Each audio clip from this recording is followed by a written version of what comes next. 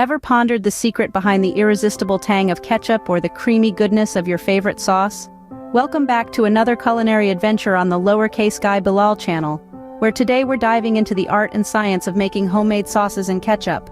From the classic tomato ketchup to the creamy garlic parmesan sauce and the tangy barbecue sauce, we're about to unlock the secrets behind these mouth-watering kitchen staples.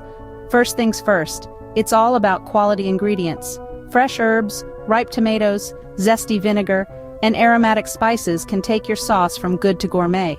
A good saucepan, whisk, and blender are your best friends in this journey. And remember, the secret lies in mastering the art of sautéing, simmering, and reducing for that perfect consistency. Now, let's talk ketchup. It begins with ripe, juicy tomatoes.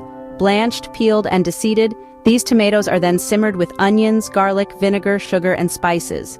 Blend it, strain it, and voila, you've got homemade ketchup that's nothing short of spectacular. Next up, the creamy garlic parmesan sauce. Sauté minced garlic in butter until fragrant. Add in cream, parmesan, and your choice of seasonings. Stir until smooth and simmer until it reaches that luscious, creamy consistency. Barbecue lovers, we've got you covered too. Combine ketchup, brown sugar, vinegar, and spices. Simmer until thick. And for that authentic barbecue flavor, don't forget the liquid smoke. The beauty of homemade sauces is the ability to customize. Add a hint of citrus, experiment with different herbs and spices, and adjust the flavors to your liking. Once your sauce is ready, store it in airtight jars or bottles for freshness. If you plan on storing it for a longer time, consider canning. And always remember, safety first. Ensure proper sealing and don't forget to label with the preparation date. And there you have it, foodies, the step-by-step guide to crafting your very own sauces and ketchup at home.